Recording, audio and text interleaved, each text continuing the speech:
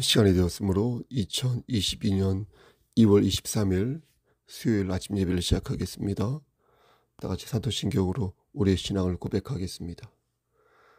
전능하사 천지를 만드신 하나님 아버지를 내가 믿사오며 그 외아들 우리 주 예수 그리스도를 믿사오니 이는 성령으로 잉태하사 동정녀 마리아에게 나시고 본디오 빌라도에게 고난을 받으사 십자가에 못 박혀 죽으시고 장사한 지 사흘 만에 죽은 자 가운데에서 다시 살아나시며 하늘에 오르사 전능하신 하나님 우편에 앉아 계시다가 저리로서 산자와 죽은 자를 심판하러 오시니이다. 성령을 믿사오며 거룩한 공예와 성도가 서로 교통하는 것과 죄를 사해 주시는 것과 몸이 다시 사는 것과 영원히 사는 것을 믿사옵나이다. 아멘.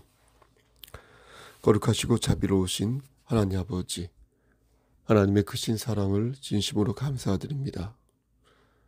날씨가 많이 춥고 상황이 어려운데 이 환난 속에서도 우리를 기억해 주시고 예배로서 하루를 열 수 있도록 허락하여 주시는 애 감사합니다. 하나님, 심신이 연약한 우리 교회 공동체 지체들을 위해 기도합니다. 하나님께서 함께 하시사 저들을 눈동자처럼 지켜주시고 저들에게 건강한 세포를 허락하여 주시옵소서. 저들이 하나님 말씀 안에서 일어설 수 있도록 하시고 어려움 속에서 용기를 잃지 않도록 주께서 저들의 심령을 붙잡아 주시옵소서.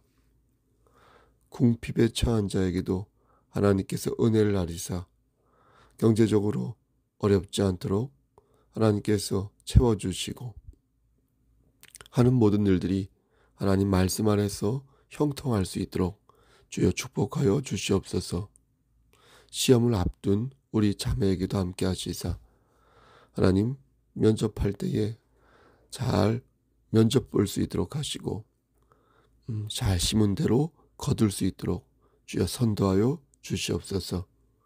하나님, 코로나로 인하여서 힘들어하는 우리의 지체들, 그리고 지독한 감기 몸살에 걸려 힘들어하는 우리의 지체들에게 함께 하시사 영육의 강건함을 허락하여 주시옵소서.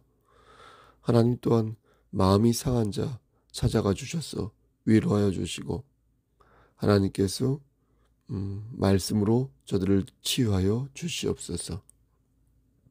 병원에 아직 입원 중인 전순주 집사님과 항암치료를 받는 온순 집사님과 서옥산 사모님, 그리고 심신이 연약한 우리 권사님들, 그리고 우리 장로님들, 하나님께서 눈동자처럼 지켜 주시옵소서. 우리 어린 심령들 지혜와 키가 자랄 수 있도록 하시고 아브라함의 믿음을 허락하여 주시고 하나님과의 인격적인 관계를 맺을 수 있도록 저들의 심령을 붙잡아 주시옵소서. 우리 교육자들 위해서도 기도합니다. 낙심하지 않도록 하시고 오직 하나님만을 바라보며 하나님 나라의 확장을 위하여 자기 몸과 마음을 사용할 수 있도록 도와주시옵소서. 우리 김병아 목사님에게도 함께 하시고 김은경 목사님에게도 함께 하시고 우리 노예 목사님들 머리 위에 역사하여 주시옵소서. 모든 말씀 예수 그리스도인 받들어 감사하며 기도드렸사옵나이다. 아멘. 하나님 말씀 마태복음 24장 29절에서 31절입니다. 마태복음 24장 29절에서 31절입니다. 42쪽 신약성경 29절. 그날 환난 후에 즉시 해가 어두워지며 달이 빛을 내지 아니하며 별들이 하늘에서 떨어지며 하늘의 권능들이 흔들리리라. 그때에 인자의 징조가 하늘에서 보이겠고 그때에 땅의 모든 족속들이 통곡하며 그들이 인자가 구름을 타고 능력과 큰 영광으로 오는 것을 보리라. 31절. 그가 큰 나팔 소리와 함께 천사들을 보내리니 그들이 그의 택하신 자들을 하늘 이 끝에서 저 끝까지 사방에서 모으리라. 아멘. 하나님 이 말씀을 들어 사용하여 주시옵소서. 예수님 이름으로 기도합니다. 아멘. 수년 전으로 기억하는데요. 4, 5년 전 대만에서 30대 남성이 지나가는 아동을 무참히 살해하는 일이 있었습니다. 그는 정신질환을 앓고 있었고요. 마약 전과도 있었습니다. 아이의 어머니는 잔인하지만 둘로 갈라진 자식의 몸을 하나로 합한 후에 꼭 안아주고 싶다.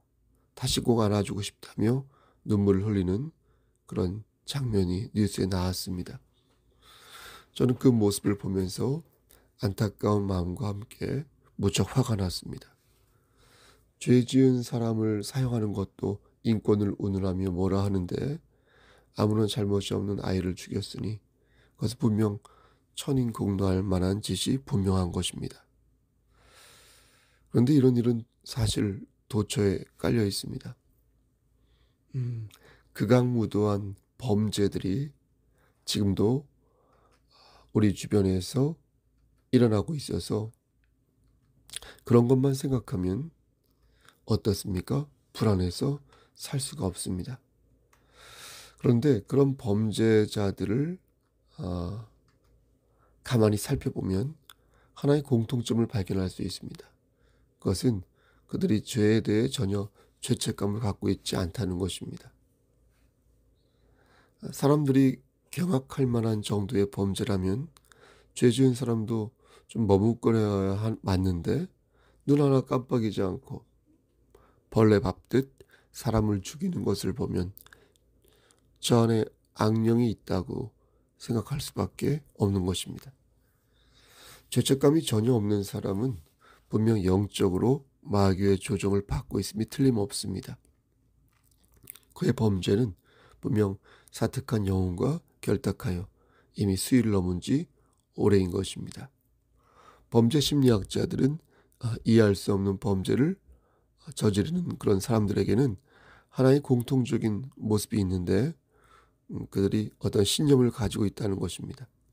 이 신념은 마치 신앙인이 가지고 있는 종교적 신념과도 같아서 자신이 어떠한 죄를 짓고도 죄책감을 갖지 않는 이유가 바로 이러한 신념에 입각하여 행동하였기에 그렇다는 것입니다. 그러니까 그 신념을 지키기 위해서라면 사람을 죽여도 좋고 그 신념을 위해서라면 자신을 귀찮게 하고 성질을 돋게 하는 사람들은 그 설령 부모이고 자식이고 형제 자매라 하더라도 가차없이 죽여버리고 만다는 것입니다. 그럼 그 신념이 무엇일까요?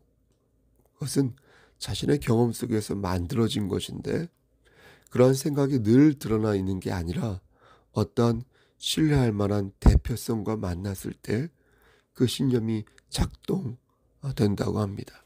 그 대표성이란 나보다 크고 힘이 센 타인의 모습이라고 합니다. 누군가가 내가 꿈꾸던 일을 대신하였을 때 나는 그 모습에서 내 꿈을 확신한다는 것입니다. 내가 은행을 털고 싶은데 누가 은행을 터는 모습을 보게 되면 다음부터 내 마음에 확신이 생기고 행동 강령이 분명해진다는 것입니다. 그리고 그 과정에서 자신의 신념이 사회의 신념으로 이어지게 되고 자신이 저지르는 범죄가 사회 전체에 도움이 된다고 착각을 하게 된다는 것입니다.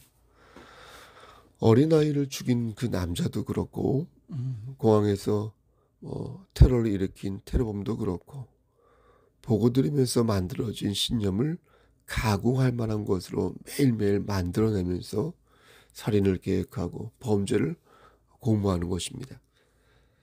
그렇게 일종의 종교가 혈통성과 순혈주의를 위장한 그런 사특한 종교와 신념이 되고 그렇게 언론이 자율성과 다양성을 위장하여 침묵의 나선 효과라고 하죠.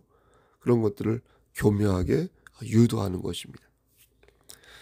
하나님께서는 우리에게 도덕과 상식을 주셨습니다. 진리를 착하게 지키고 건강하게 지키는 것은 하나님께서 바라시는 바입니다. 양심과 상식을 버리고 신앙과 신념을 주장하는 것은 하나님의 영광을 가리는 것이며 결코 결단코 복음을 전하는 데 있어서 도움이 되지 않는 것입니다. 하나님의 역사는 하나님이 일으키시는 것이지 인간이 하는 게 아니라는 것입니다. 물고문을 하지 않아도 하나님께서 고치시려면 고치시고, 몽둥이로 두드려 패지 않아도 하나님께서 쫓으시려면 얼마든지 귀신을 쫓으실 수 있다는 것입니다. 그러니 교만한 마음으로 일을 만들어서 하나님의 영광을 가리지 말라는 것입니다. 우리는 예수님의 이름으로 정직하게 기도하고 예수님의 이름으로 하나님만 의지하면 되는 것입니다. 아멘. 수년 전에 벨기에에서 이슬람의 급진 세력이 테러를 한 적이 있어요. 벨기에 인구가 약 1,000만 명 정도 된다고 하는데 그중 약 75%가 카톨릭 신자이거든요. 나머지 종교가 유대교, 개신교, 이슬람교. 테러가 일어나면서 벨기에 사람들은 이슬람교를 다시 생각하게 되었고, 결과적으로 이슬람 포교에 찬물을 끼얹는 그들 입장에서도 그런 일이 되었습니다. 그런데요, 벨기에 사람들이 어떻게 하였을까요? 이슬람 세력들을 다 내어 쫓았을까요? 그러지 못했습니다. 이미 벨기에는 이슬람 세력에 잠식된 지 오래이기에 그렇게 할 수가 없었습니다. 그래서 벨기에 국민들은 이슬람의 테러가 더욱 두렵다고 말했습니다. 이슬람 종교의 그 잔혹함을 물론 극단 세력이지만 알지만 이미 급속도로 퍼져버린 그 이슬람 세력을 떼어낼 수 없는 현실이 너무나 무섭고 야속하다 했습니다. 오늘 본문을 말씀드리기 전에 제가 이렇게 장황하게 서두를 길게 잡은 이유는 오늘 본문의 핵심이 잘못된 신념과 연결되어 있기 때문에 그렇습니다. 아시다시피 성경은 구약과 신약으로 이루어져 있습니다. 제가 여러분들에게 꼭 드리고 싶은 말씀은 구약도 성경이고 신약도 성경이지요. 당연히. 하지만 성경을 읽을 때는 신약 성경을 기초로 하여 구약을 해석하는 것이 맞습니다. 무슨 말씀이냐면 자꾸만 구약을 기초로 하여 신약을 해석하려 하는데 그것은 잘못된 생각이라는 것입니다. 우리가 구약의 배경을 염두에 두고 신약을 이해할 수는 있습니다. 그건 매우 필요하죠. 그래서 구약에 나오는 여러 말씀과 율법에 관한 것들을 잘 살핀 후에 신약을 이해할 수 있습니다. 좋은 방법입니다. 하지만 그보다 더 중요한 절차는 신약 성경입니다. 굳이 비유를 들자면 우리가 갈비집에 가서 갈비집에 가서 갈비를 먹을 때 갈비가 신약 성경이라면 그 외에 먹는 비빔국수는 구약이 되고 그 외에 먹는 된장찌개도 구약이 된다는 것입니다. 오해하지 마십시오. 그것은 성경의 경중을 말하는 것이 아니라 똑같죠. 성경의 경중은 성경의 방향성, 지향성을 말하는 것입니다. 구체적인 예를 들어보겠습니다. 산상수훈에서 예수님은 제자들에게 구약에 나오는 십계명을 그대로 가르치시지 않았습니다. 예수님께서는 성취의 시대에 맞게 십계명이 가지고 있는 본질적인 측면에 주목하시고 십계명을 재해석하셨습니다. 신약 성경의 저자들을 보면 끊임없이 구약의 말씀을 인용해 가면서 그 말씀을 예수님의 관점에서 재해석하는 것을 보게 됩니다. 우리는 단순하게 물을 수 있습니다. 여러분, 예수님이 높습니까? 모세가 높습니까? 여러분, 예수님이 높습니까? 아브라함이 높습니까? 이것은 비교할 수 없는 것입니다. 사실은 헷갈릴 수도 없는 것입니다. 당연히 하나님이신 예수님께서 높으시죠. 율법을 생각해 보겠습니다. 율법은 구약성경 시편 119편의 105절 말씀을 보면 내 발의 등이요 내 길의 빛이다 이렇게 말씀하셨습니다. 그런데 성취의 시대 이후, 그러니까 신약 시대 이후의 말씀을 보면 바울은 갈라디아 3장 24절에서 율법을 초등교사, 그러니까 몽학 선생으로 보았습니다. 또 구약 시대에서는 절대적이었던 율법과 성전 제사가 신약 시대로 넘어오면서 히브리서 8장 5절 말씀을 보니까 더 좋은 것들에 대한 그림자였을 뿐이다. 이렇게 말씀해 주고 있습니다. 그림자. 만약 여러분들이 율법의 관점으로 성경을 바라본다면 여러분의 머릿속에는 이스라엘이 꽉 차 있을 거예요. 예루살렘이 꽉 차 있을 거예요. 온갖 율법들과 계명들이 꽉 차 있을 거예요. 그래서 그 꽉 찬 것들로 신약 성경을 이해하고 그 꽉 찬 것들로 예수님의 말씀을 이해하려 할 것입니다. 하지만 율법이 아니라 예수님의 관점으로 성경을 바라본다면 구약은 예수 그리스도를 이루기 위한 하나의 과정이요, 구약에 나오는 율법과 계명들은 절대적인 것이 아니라 상대적인 것이다 라고 생각하게 될 것입니다. 한 번 더 말씀드리지만 구약 성경을 경시하라는 말씀이 아닙니다. 하나님의 계시가 예수 그리스도의 탄생과 부활과 재림에 맞추어져 있다는 거예요. 예? 다르게 표현해 보겠습니다. 여러분, 무엇이 하나님의 절대적 기준이겠습니까? 하나님의 아들이신 예수 그리스도일까요? 아니면 구약에서 말씀하는 율법일까요? 여러분, 무엇이 하나님의 절대적인 기준이어서 우리는 무엇을 붙잡고 가야 하는 것일까요? 사랑하는 성도 여러분, 오직 예수 그리스도만이 절대적 기준이 되시고 우리의 구세주 되심을 믿으시기를 소원합니다. 아멘. 예수님은 사랑이십니다. 사랑. 예수님은 무고한 생명을 죽이는 자를 엄벌하신다. 주님은 한 영혼이라도 더 살리시기 위해 잃어버린 어린 양을 찾아 나서신 그런 분이신데 소중한 생명을 유린하는 자를 눈 감아줄 리가 만무한 것입니다. 인간은 죄를 짓고 하나님으로부터 떨어져 나갔어요. 죄를 지은 것은 여러분 인간이지 우리를 그렇게 만드는 하나님이 아니에요. 사람을 죽인 것도 인간이고 사람을 능욕한 것도 인간이지 인간을 그렇게 만드신 하나님을 탓할 수는 없습니다. 왜 이런 못난 인간을 만드셨는지 하나님께 진정으로 묻고 싶다면 먼저 진심으로 자신의 죄를 회개하고 주님을 영접한 뒤에 물으시라. 그래서 지금도 살아계셔서 역사하시고 우리 안에 내주하시는 성령 하나님의 음성을 들으시라는 거예요.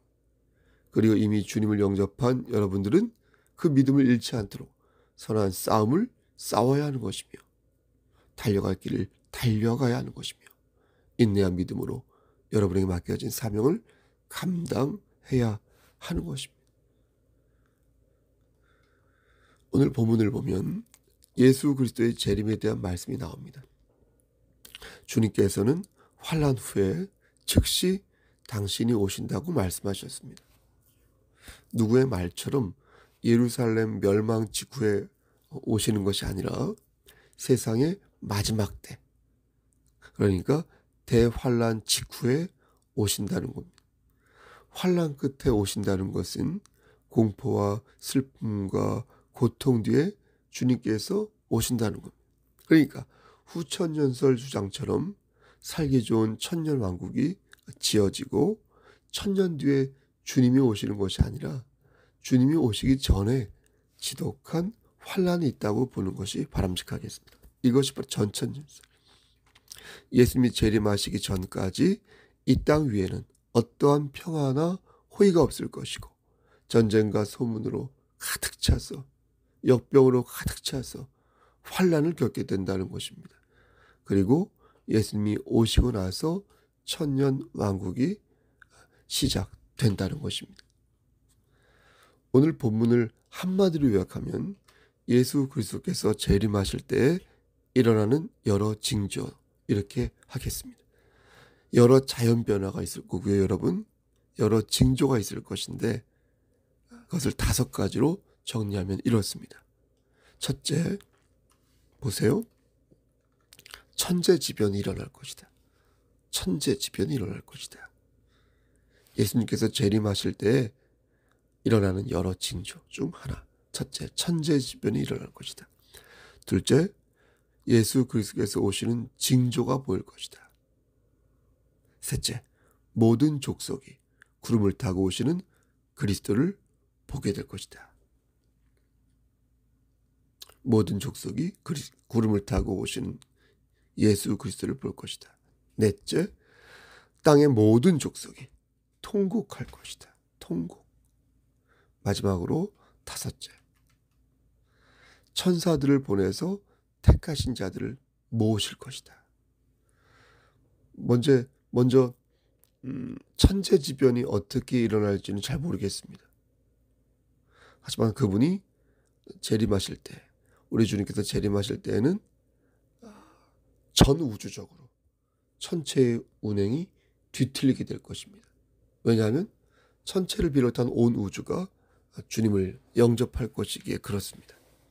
두 번째로 주님이 오시는 징조가 보일 것입니다. 그럼 그 징조가 무엇인가? 그것도 잘 모르겠습니다. 주님께서는 구체적으로 그 징조를 말씀해 주지 않았습니다. 어떤 신학자는 아기 예수가 탄생할 때처럼 별이 될 것이라고 말하고, 어떤 신학자는 예수님의 죽으심처럼 십자가가 그 징조가 될 것이라고 말하는 이도 있습니다. 어찌됐든 간에 예수님께서는 구체적으로 그 징조를 말씀해 주지 않으셨습니다. 세 번째, 모든 족속이 그날에 예수 그리스도를 보게 될 것이다. 어떻게 볼 수 있는가? 지구는 둥근데 어떻게 모든 사람이 동시에 그분을 볼 수 있을까? 그건 역시 모르겠습니다. 하지만 하나님의 권능이 임하시면 우리의 이성을 초월한 어떤 스토리가 전개되는 것은 사실 어려운 일이 아닙니다. 그렇지 않겠습니까? 주님께서는 분명히 구름을 타고 오는 자신을 보게 될 것이라고 말씀하셨습니다. 그러므로 그날에 주인공이 등장하는 것은 분명 사실이 되겠습니다. 손오공처럼 구름을 타고 오신다는 그런 상징적인 의미죠. 그분은 권능과 영광으로 이 땅을 심판하기 위하여 분명히 오실 것입니다. 마지막으로 주님께서 오실 때에 온 땅의 모든 족속이 통곡한다, 이렇게 말씀하였습니다. 통곡하는 이들은 여러분 어떤 사람이겠습니까? 예? 맞습니다. 구원을 놓친 사람들. 그리스도의 권능을 의심한 자들. 교회를 핍박한 자들. 바로 그들입니다. 그들은 성령을 회방하여 주님을 부인한 자들이며 알곡이 아닌 쭉정이로 남아 거짓 믿음과 거짓 충성을 한 자들입니다. 그들은 주님을 보고 통곡할 것입니다. 하지만 택함을 받은 주의 백성들은 울지 않을 것입니다.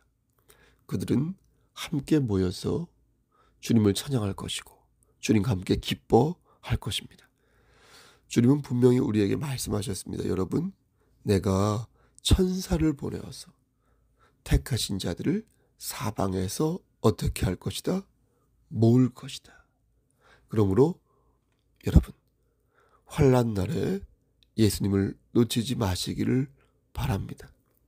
예수님을 의지하여 환난 날에 천국 백성을 모으실 때 꼭 천국에 안착하시기를 바랍니다. 우리는 율법으로 구원을 받지 않았습니다. 여러분, 우린 율법으로 구원을 받지 않았어요.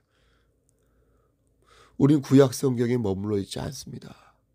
우리는 예수 그리스도가 우리의 구세주이심을 믿기에 오직 우리 주님만이, 오직 예수 그리스도만이 우리를 살리사 우리를 천국으로 이끌어 주심을 믿습니다. 아멘. 사랑하는 우리 성석교회 성도 여러분, 그러므로 오늘이 마지막인 것처럼 아주 행복하고 은혜롭고 열심히 여러분의 삶을 성령 안에서 가꾸시기를 바랍니다. 좀만 더 자신감을 가지시고요. 여러분의 삶을 좀만 더 사랑하세요. 그리고 감사하세요.